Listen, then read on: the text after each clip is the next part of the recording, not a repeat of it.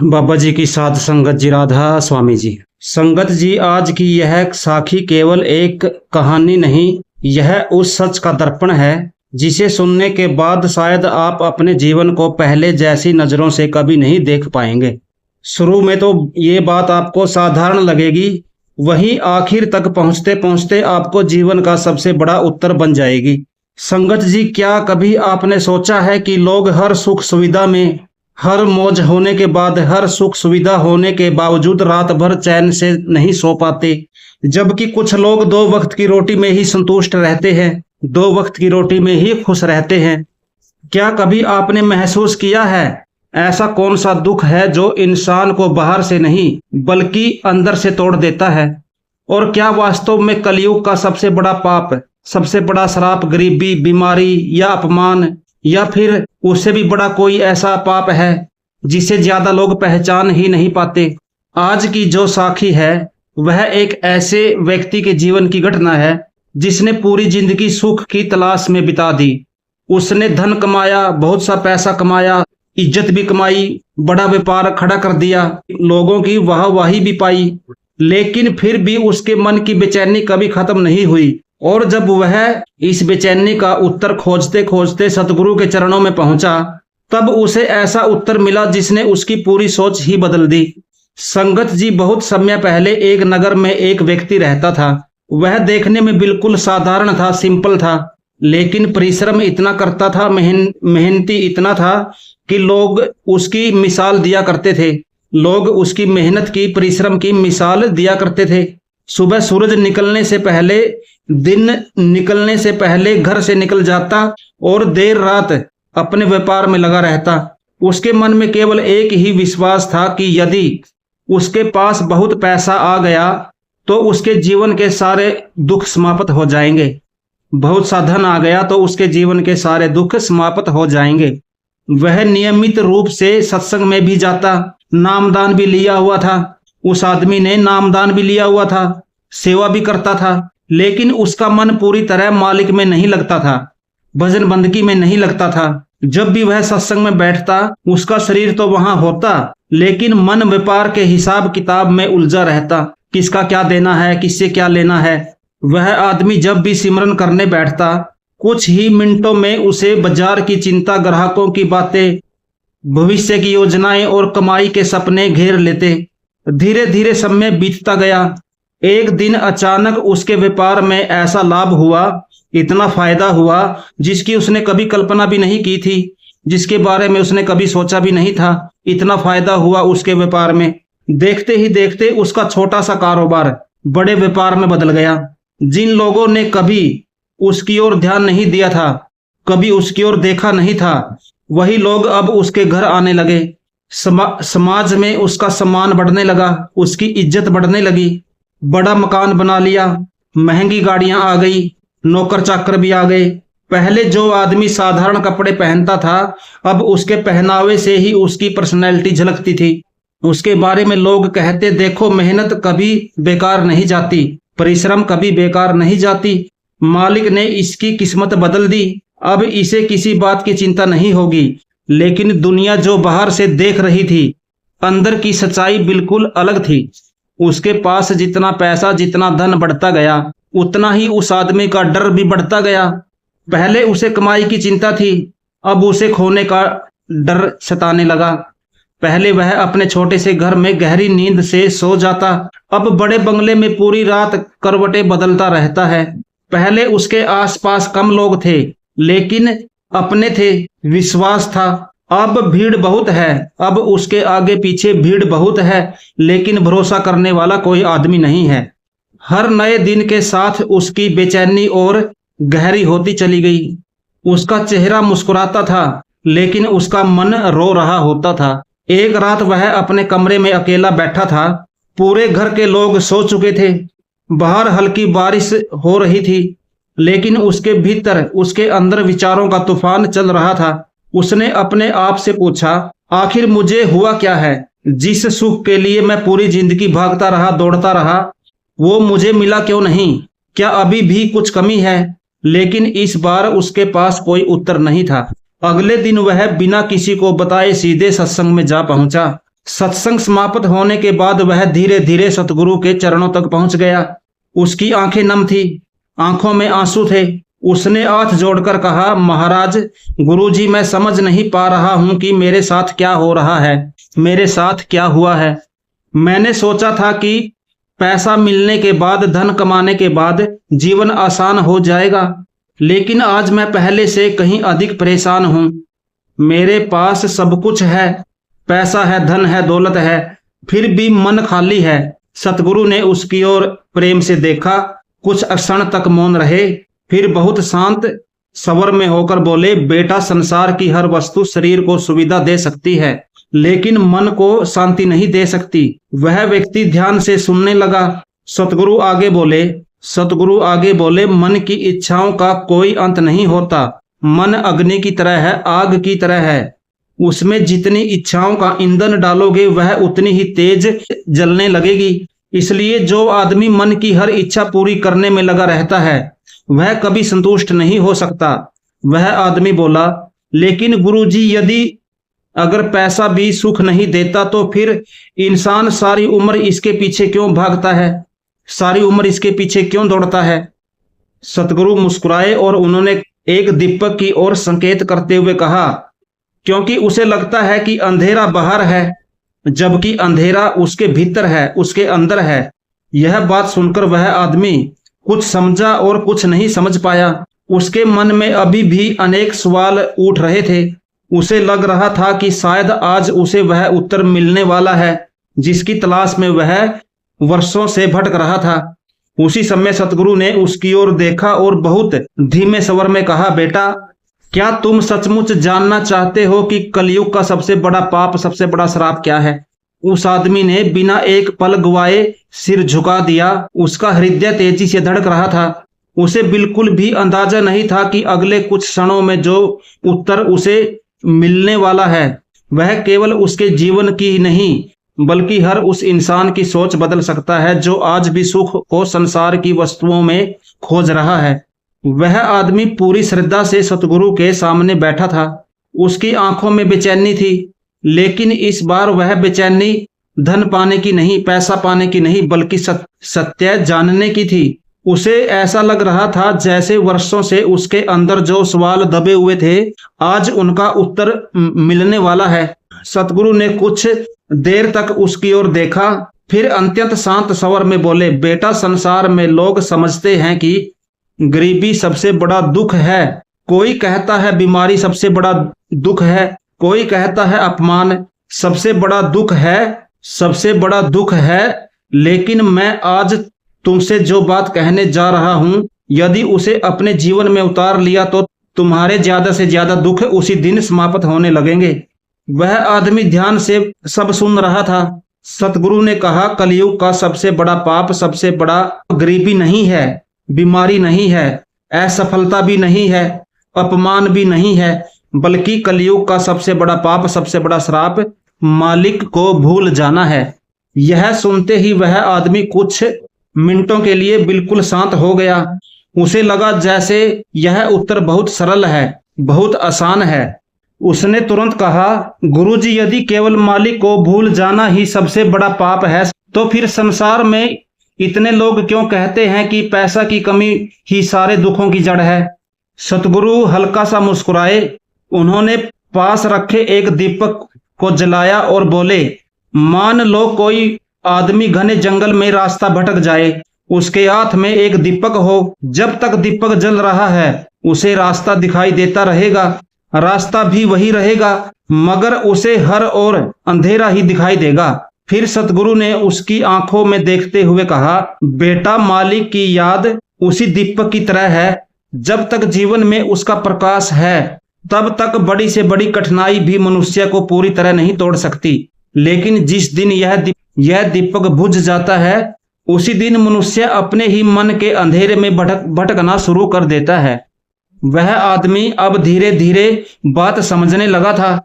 सतगुरु आगे बोले, आज ज्यादा लोग दुखों से नहीं बल्कि विस्मृति से पीड़ित हैं। सुबह आंख खुलते ही व्यापार याद आ जाता है, नौकरी याद आ जाती है, मोबाइल याद आ जाता है, लेकिन मालिक याद नहीं आता।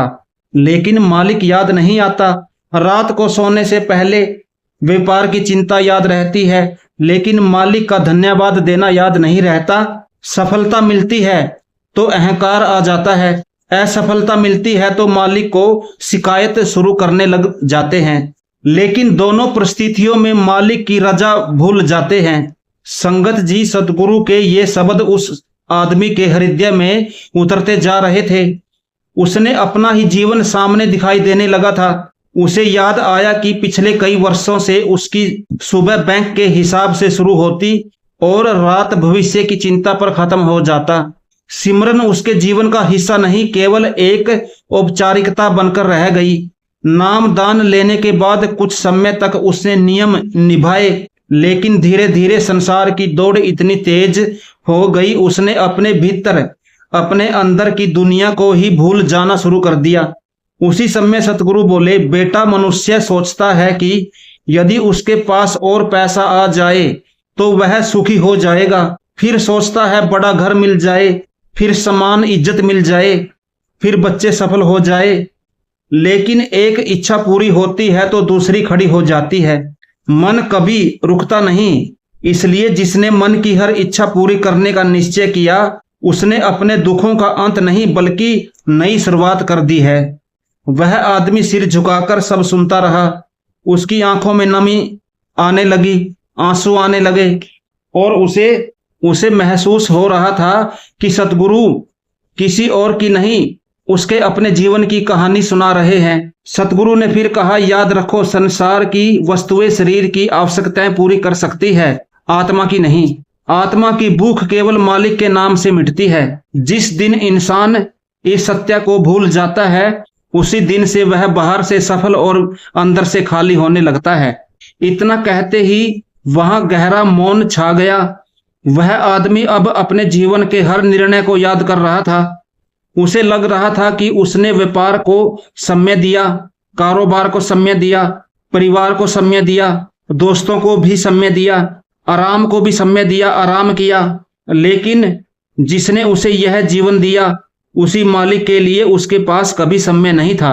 वह आदमी अब पूरी तरह बदलने लग गया था, लेकिन उसके मन में अभी भी एक सवाल था। उसने हाथ जोड़कर कहा, गुरुजी, यदि किसी ने नाम दान लिया हो, सेवा भी करता हो, फिर भी उसका मन बार बार संसार में भागता रहे, तो क्या वह भी इसी पाप का शिकार है, इसी शराब का शिकार है? सतगुरु ने गहरी सांस ली। उनके चेहरे पर करुणा थी। उन्होंने कहा, बेटा, जिसके पास अमृत हो लेकिन वह उसे पिए ही नहीं, उसके प्यासे रहने का दोष अमृत का नहीं होता। नामदान मार्ग देता है, लेकिन उस मार्ग पर चलना जीव का काम होता है। सिमरन केवल ओठों से नहीं, जीवन से होना चाहिए। भजन केवल समय पूरा करने के लिए नहीं, आत्मा को जगाने के लिए होना चाहिए। सबसे बड़ी बात, हर परिस्थिति में मालिक पर भरोसा रखना चाहिए, चाहे समय अनुकूल हो या प्रतिकूल। यह सुनकर उस आदमी के अंदर कुछ टूट भी रहा था और कुछ नया जन्म भी ले रहा था। उसे पहली बार महसूस हुआ कि उसके जीवन का सबसे बड़ा नुकसान व्यापार का नहीं था। सबसे बड़ा नुकसान यह था कि वह धीरे धीरे मालिक से दूर होता गया और उसी दूरी ने उसके अंदर वह खालीपन पैदा कर दिया जिसे वह धन से भरने की कोशिश कर रहा था। अब उसके जीवन की दिशा बदलने लगी। लेकिन जैसे ही उसने इस मार्ग पर पहला कदम बढ़ाया, कलयुग ने उसकी सबसे कठिन परीक्षा लेने की तैयारी भी शुरू कर दी। यही वह मोड़ था जहां उसके विश्वास और उसके मन के बीच सबसे बड़ा संघर्ष आरंभ होने वाला था। वह आदमी जब सतगुरु के चरणों से लौटा तो उसके कदम पहले जैसे नहीं थे। बाहर से सब कुछ वैसा ही था, वही रास्ता, वही घर, वही व्यापार, वही लोग, लेकिन उसके अंदर जैसे कोई तूफान उठ रहा था, तूफान उठ चुका हो। सतगुरु के एक एक शब्द उसके मन में लगातार गूंज रहे थे। कलयुग का सबसे बड़ा पाप मालिक को भूल जाना है। उस रात उसने पहली बार अपने कमरे की सारी लाइटें बंद कर दी। खिड़की के पास बैठकर वह देर तक आसमान की ओर देखता रहा। वर्षों बाद उसने अपने आप से ईमानदारी से एक सवाल पूछा, क्या मैं सचमुच मालिक के करीब हूँ या केवल यह भ्रम पाल कर बैठा हूँ कि मैं भगत हूँ? यह सवाल सुनने में छोटा था, लेकिन उसका उत्तर उसके पूरे जीवन को बदलने वाला था। उसे याद आने लगा कि जब व्यापार में लाभ होता, उसके कारोबार में लाभ होता, तब वह कहता मेरी मेहनत रंग लाई। जब नुकसान होता तब वह कहता मेरी किस्मत खराब है। लेकिन शायद ही कभी उसने यह सोचा कि हर परिस्थिति में मालिक की भी कोई रजा हो सकती है। उसे महसूस हुआ कि उसने वर्षों तक केवल परिस्थितियों को बदलने की कोशिश की, अपने मन को कभी नहीं बदला। अगली सुबह उसने वर्षों बाद बिना किसी जल्दी के सिमरन करने का निश्चय किया। वह शांत होकर बैठ गया, आंखें बंद की। जैसे ही उसने सिमरन शुरू किया, उसका मन चारों ओर भागने लगा। कभी दुकान का हिसाब सामने आ जाता, कभी किसी ग्राहक की बात याद आ जाती, कभी भविष्य की चिंता, कभी पुराने अपमान और कभी अचानक कोई ऐसी इच्छा जिसका उस समय कोई संबंध नहीं था। सिर्फ 10 मिनट में वह थक गया। उसने आंखें खोल दी। वह समझ चुका था, वह आदमी समझ चुका था कि सबसे बड़ा संघर्ष संसार से नहीं, अपने ही मन से है। सिमरन करना चाहता हूं, लेकिन मन एक पल भी नहीं टिकता। सतगुरु मुस्कुराए और उन्होंने कहा, बेटा आज पहली बार तुमने अपने रोग को, अपनी बीमारी को पहचान लिया। और याद रखना, जिस रोग की, जिस बीमारी की पहचान हो जाए, उसका उपचार भी शुरू हो जाता है। वह ध्यान से सुनने लगा। सतगुरु बोले, मन कभी नहीं चाहेगा कि तुम मालिक की ओर बढ़ो, क्योंकि मन का सुख संसार में है और आत्मा का सुख मालिक में। दोनों दिशाएं अलग अलग हैं। जब तुम सिमरन करने बैठते हो, तब मन तुम्हें व्यापार याद दिलाएगा, रिश्ते याद दिलाएगा, इच्छाएं याद दिलाएगा, यहाँ तक कि छोटी से छोटी बातें भी याद दिलाएगा, जिनका उस समय कोई महत्व ही नहीं होता। लेकिन यदि तुम हर बार हार मान लोगे, तो मन और अधिक शक्तिशाली होता जाएगा। और यदि हर बार प्रेम से उसे वापस नाम में जोड़ते रहोगे, तो एक दिन वही मन शांत होना सीख जाएगा। वह आदमी पहली बार समझ रहा था कि सिमरन केवल शब्दों का जाप नहीं, बल्कि मन के साथ चलने वाला एक लंबा संघर्ष है। उस आदमी ने उसी दिन से एक नियम बना लिया, चाहे व्यापार में कितना भी काम हो, चाहे मन लगे या ना लगे, वह रोज निश्चित समय पर सिमरन अवश्य करेगा। शुरुआत आसान नहीं थी। कई दिन ऐसे आए जब उसे लगा कि कोई परिवर्तन नहीं हो रहा। कई बार मन पहले से भी अधिक भटकने लगा। कई बार उसे लगा कि शायद वह कभी सफल नहीं होगा। लेकिन सतगुरु के शब्द उसे बार बार संभाल लेते। बेटा, परिणाम की चिंता मत कर, मालिक तुम्हारी कोशिश देखता है, केवल सफलता नहीं। धीरे धीरे कुछ बदलने लगा। पहले जहां छोटी सी बात पर उसका क्रोध फूट पड़ता था, अब वह अपने आप ही रोक लेता है। पहले किसी की सफलता देखकर उसके अंदर जलन उठती थी, अब वह मालिक की रजा कहकर शांत हो जाता है। पहले रात भर भविष्य की चिंता सताती रहती, अब कुछ देर सिमरन करने के बाद मन हल्का होने लगा था। उसे लगने लगा कि शायद शांति बाहर नहीं, अंदर जन्म ले रही है। लेकिन संगत जी, कोई आदमी सचमुच मालिक की ओर बढ़ना शुरू करता है, तभी उसकी सबसे कठिन परीक्षा भी शुरू होती है। कुछ ही महीने बाद उसके जीवन में ऐसा तूफान आया, ऐसा मोड़ आया, जिसकी उसने कभी कल्पना भी नहीं की थी, जिसके बारे में उसने कभी सोचा भी नहीं था। उसके व्यापार में, उसके कारोबार में सबसे बड़ा सौदा अचानक रुक गया।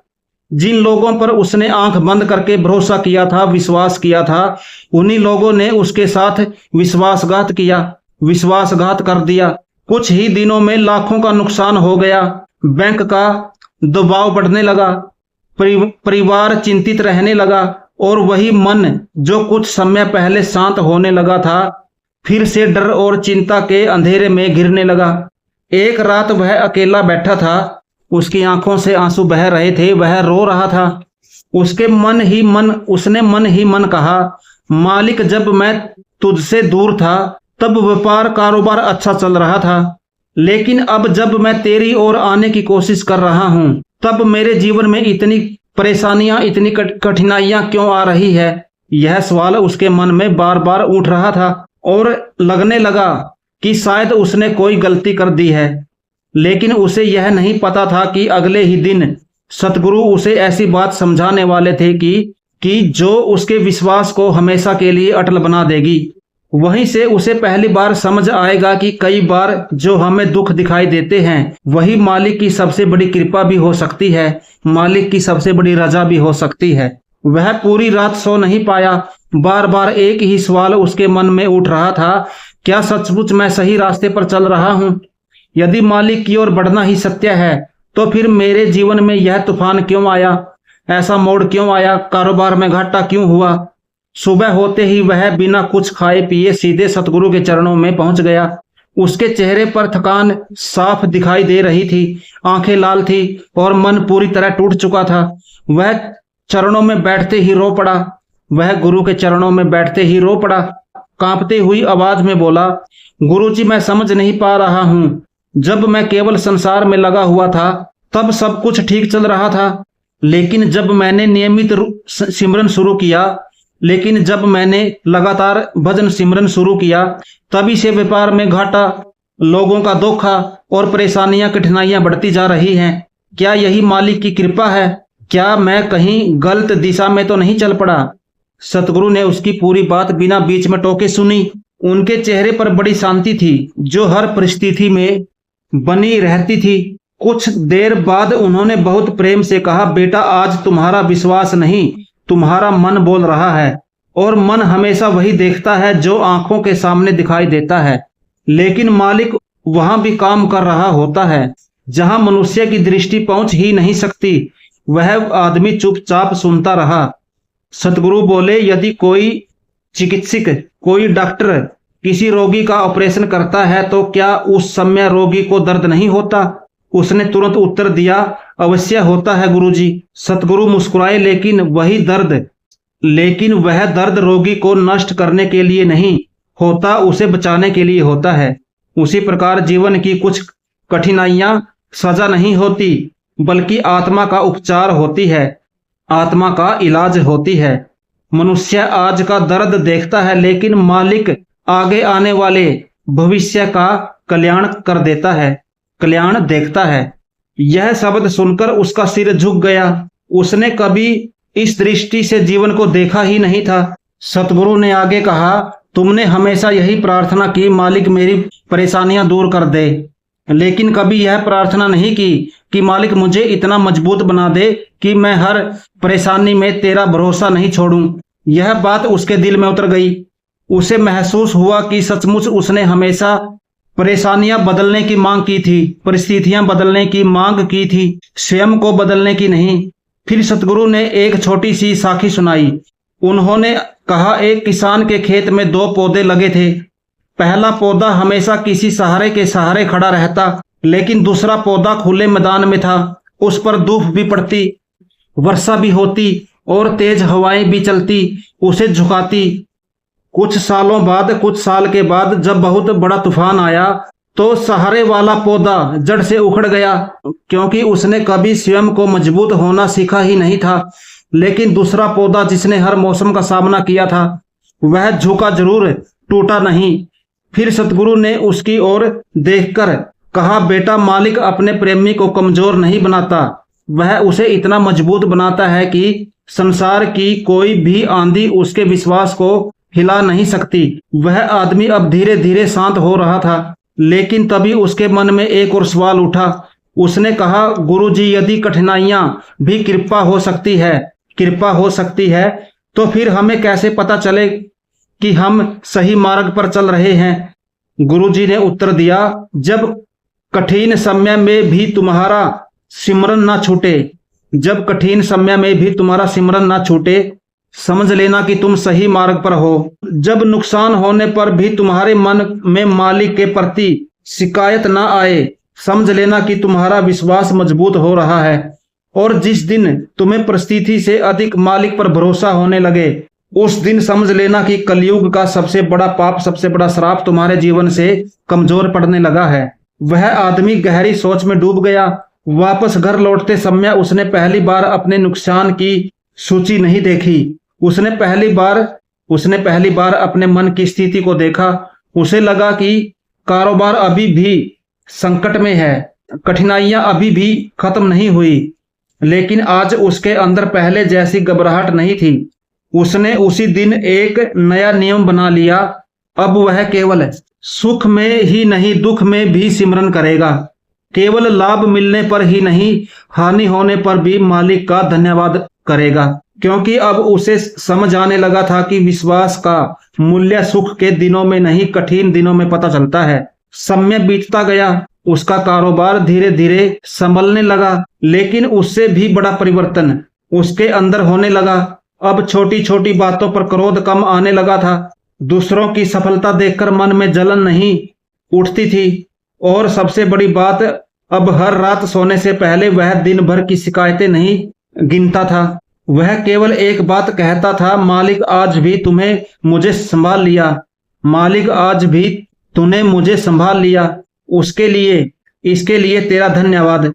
लेकिन संगत जी, कलयुग का सबसे बड़ा पाप अभी पूरी तरह टूटा नहीं था, क्योंकि बहुत ही जल्दी उसके सामने एक ऐसा व्यक्ति, ऐसा आदमी आने वाला था जिसके पास संसार की हर दौलत थी, लेकिन उसके अंदर ऐसी वीरानी थी, ऐसा खालीपन था, जिसे देखकर इस आदमी को पहली बार समझ आएगा कि बाहरी सफलता और अंदर शांति में कितना बड़ा अंतर होता है। समय अपनी गति से आगे बढ़ता रहा।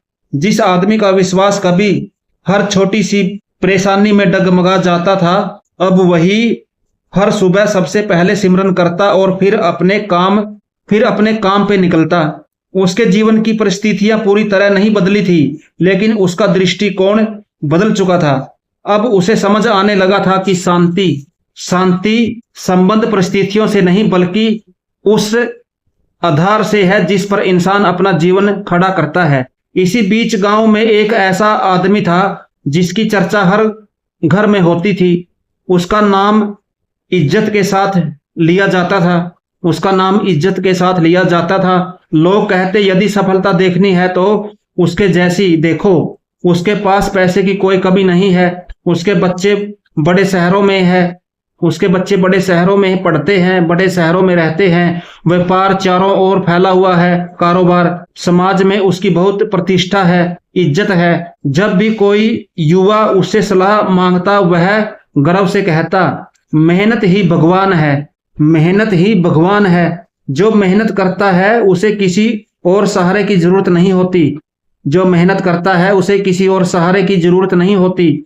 धीरे धीरे उसके अंदर यह विश्वास इतना मजबूत हो गया कि उसने मालिक की कृपा को भी अपनी मेहनत से छोटा समझना शुरू कर दिया। गांव में जब भी सत्संग होता, लोग उसे प्रेम से बुलाते, लेकिन वह मुस्कुरा कर कह देता, तुम लोग जाओ, मेरे पास इतना समय नहीं है। यदि नाम जपने से सब कुछ मिल जाता तो संसार में कोई भी गरीब नहीं रहता। उसकी बातें सुनकर कुछ लोग प्रभावित भी हो जाते, क्योंकि बाहर से देखने पर सचमुच ऐसा लगता था कि उसके जीवन में किसी चीज की कमी नहीं है। लेकिन संगत जी, संसार अक्सर वही दिखाता है जो आंखें देखना चाहती है। जो आंखों से दिखाई नहीं देता वही जीवन का सबसे बड़ा सत्य होता है। कुछ ही महीनों बाद उसके घर का वातावरण बदलने लगा। जिन बेटों को उसने अपने जीवन की सबसे बड़ी कमाई समझा था, वही पैसों के लिए आपस में लड़ने लगे। भाइयों के बीच उठता बढ़ती चली गई। घर में रोज ऊंची आवाजें सुनाई देने लगी। लड़ाई झगड़े होने लगे, ऊंची आवाजें सुनाई देने लगी। जिस आंगन में कभी हंसी गूंजती थी, हंसी मजाक गूंजता था, वहां अब केवल तनाव और चुप्पी रह गई थी। पैसा पहले से भी अधिक था, लेकिन घर से सुख चला गया था। एक दिन वह अपने विशाल मकान की बालकनी में अकेला बैठा था। सामने महंगी गाड़ियां खड़ी थी। वह बड़ा कारोबार चल रहा था, बैंक बैलेंस बढ़ रहा था, लेकिन उसके चेहरे पर ऐसी उदासी थी जिसे देखकर कोई भी समझ सकता था कि अंदर कुछ टूट चुका है। उसने मन ही मन सोचा, मैंने पूरी जिंदगी किसके लिए मेहनत की, परिश्रम किया। जिस परिवार को सुख देना चाहता था वही आज बिखर रहा है, टूट रहा है। इतना पैसा होने के बाद भी मेरे घर में शांति क्यों नहीं है। उसी रात अचानक उसके सीने में तेज दर्द उठा। पूरा परिवार घबरा गया। उसे तुरंत हॉस्पिटल ले जाया गया। डॉक्टर उसका इलाज करने लगे। वह हॉस्पिटल के बिस्तर पर लेटा हुआ छत की ओर देख रहा था। जीवन में पहली बार उसे मृत्यु का डर महसूस हुआ। उसे लगा, यदि आज मेरी सांसें रुक जाए तो अपने साथ क्या लेकर जाऊंगा? मेरा पैसा, मेरी प्रतिष्ठा, मेरी जमीन, या केवल मेरे कर्म? उस रात उसे नींद नहीं आई। वर्षों बाद उसने पहली बार अपने जीवन का हिसाब लगाया, लेकिन इस बार हिसाब पैसों का नहीं, अपने अंदर के खालीपन का था। हॉस्पिटल से घर लौटने के बाद वह पहले जैसा नहीं रहा। उसका अहंकार टूटने लगा था। एक दिन बिना किसी को बताए वह गांव में हो रहे सत्संग में पहुंच गया। वो सबसे पीछे जाकर चुपचाप बैठ गया। किसी ने उसे पहले कभी वहां नहीं देखा था। उसी दिन सतगुरु अपने वचनों में कह रहे थे, संसार की सबसे बड़ी गरीबी धन की गरीबी नहीं होती, सबसे बड़ी गरीबी नाम की गरीबी होती है। जिसके पास पैसा नहीं है वह केवल सुविधा से वंचित रहता है, लेकिन जिसके जीवन में मालिक का नाम नहीं है उसकी आत्मा अंदर ही अंदर सूखने लगती है। यह शब्द सीधे उस आदमी के दिल में उतर गए। उसे लगा जैसे सतगुरु उसके सामने बैठकर उसी का जीवन पढ़ रहे हो। सत्संग समाप्त हुआ। वह कांपते कदमों से सतगुरु के चरणों तक पहुंचा। उसकी आंखों से आंसू बह रहे थे, वह रो रहा था। उसने हाथ जोड़कर कहा, गुरुजी, मैंने पूरी जिंदगी पैसा कमाने में लगा दी। मुझे लगा था कि पैसा ही सबसे बड़ा सहारा है, लेकिन आज मेरे पास सब कुछ है, फिर भी मैं अंदर से खाली हूं। आखिर मेरी सबसे बड़ी भूल क्या थी? मेरी सबसे बड़ी गलती क्या थी? सतगुरु ने प्रेम से उसके सिर पर हाथ रखा, फिर बोले, बेटा, मेहनत करना कभी गलत काम नहीं होता, परिवार का पालन करना भी गलत नहीं होता, सफल होना भी पाप नहीं है। गलती वहां से शुरू होती है जब मनुष्य साधन को ही लक्ष्य बना लेता है। धन कमाओ, लेकिन धन को अपने दिल का मालिक मत बनाओ। परिवार से प्रेम करो, लेकिन मालिक को मत भूलो। संसार में रहो, लेकिन संसार को अपने अंदर मत बसाओ। जिस दिन संसार मनुष्य के अंदर बैठ जाता है उसी दिन उसकी शांति धीरे धीरे समाप्त होने लगती है। यह सुनते ही वह आदमी फूट फूट कर रोने लगा। उसे पहली बार महसूस हुआ कि उसने जीवन भर अपने शरीर और परिवार के लिए तो पूरा कुछ किया, बहुत कुछ किया, लेकिन अपनी आत्मा के लिए कुछ भी नहीं किया। उधर वह पहला आदमी जो पहले से ही सतगुरु की शरण में आ चुका था, यह सब अपनी आंखों से देख रहा था। आज उसे बिना किसी तरह के अपने सवाल का उत्तर मिल चुका था। उसे समझ आ गया था कि बाहरी सफलता और अंदर शांति दो अलग बातें हैं। बाहरी सफलता और अंदर की शांति दो अलग अलग बातें हैं। धन सुविधा खरीद सकता है, पैसा सुविधा खरीद सकता है, लेकिन संतोष नहीं। प्रतिष्ठा मिल सकती है, लेकिन चैन की नींद नहीं। बड़ा घर बन सकता है, बंगला बन सकता है, लेकिन प्रेम से भरा हुआ परिवार नहीं। और यदि मालिक की याद छूट जाए तो मनुष्य सब कुछ पाकर भी अंदर से गरीब ही रहता है। उस दिन दोनों व्यक्ति बहुत देर तक सतगुरु के चरणों में बैठे रहे। एक ने पैसे कमाकर सत्य को जाना था और दूसरे ने दुख सहकर, लेकिन अब दोनों का मार्ग एक ही था, मालिक की याद, सिमरन और उसकी रजा में रहना। संगत जी, अब केवल एक ही अंतिम शिक्षा बाकी थी। सतगुरु जी दोनों को उस अवस्था में ले जाने वाले थे जहां मनुष्य केवल सत्संग सुनता ही नहीं बल्कि हर सांस के साथ उसे जीना शुरू कर देता है। वहीं उनके जीवन का सबसे बड़ा परिवर्तन होने वाला था, जिसने पूरे गांव की सोच बदल दी। समय के साथ दोनों आदमियों के जीवन में बहुत बड़ा परिवर्तन आने लगा। पहले वह हर सुबह भविष्य की चिंता के साथ उठते थे, लेकिन अब दिन की शुरुआत सिमरन से होने लगी। पहले उनके मन में हर समय किसी न किसी इच्छा का शोर रहता था, लेकिन अब उसी मन में धीरे धीरे शांति उतरने लगी। परिस्थितियां आज भी बदलती थी, कभी लाभ होता, कभी हानि होती, कभी लोग सम्मान देते तो कभी बिना कारण के आलोचना भी कर देते, लेकिन अब इन सब का प्रभाव पहले जैसा नहीं रहा। एक दिन दोनों व्यक्ति सतगुरु के चरणों में बैठे थे। उनके चेहरे पर पहले जैसी बेचैनी नहीं थी, आंखों में नम्रता थी और मन में केवल एक ही इच्छा, मालिक के और निकट आने की। उसी समय पहले व्यक्ति ने पहले आदमी ने हाथ जोड़कर कहा, गुरुजी, अब मुझे इतना तो समझ आ गया कि कलयुग का सबसे बड़ा पाप मालिक को भूल जाना है, लेकिन एक बात अभी भी समझ में नहीं आई, कोई कैसे पहचान सकता है कि वह इस पाप से, इस श्राप से धीरे धीरे मुक्त हो रहा है। सतगुरु मुस्कुराए, उन्होंने कहा, बेटा, जब आत्मा सही दिशा में चलने लगती है तो उसका परिवर्तन सबसे पहले उसके व्यवहार में दिखाई देने लगता है। दोनों बड़ी श्रद्धा से सुनने लगे। सतगुरु बोले, पहली पहचान यह है कि मनुष्य शिकायत करनी छोड़ देता है। पहले छोटी छोटी बातों पर वह कहता था, मेरा साथ ही ऐसा क्यों हुआ, लेकिन अब वही व्यक्ति हर परिस्थिति में सोचता है, मालिक इससे मुझे क्या सिखाना चाहता है। जिस दिन शिकायत की जगह सीख दिखाई देने लगे, समझ लेना कि भीतर परिवर्तन शुरू हो चुका है। संगत जी, हमेशा मालिक की रजा में रहना चाहिए, मालिक पे विश्वास रखना चाहिए। संगत जी, ऐसी ही साखी के साथ फिर मुलाकात होगी। मुझे दीजिए आज्ञा। बाबा जी की साथ संगत जी, राधा स्वामी जी।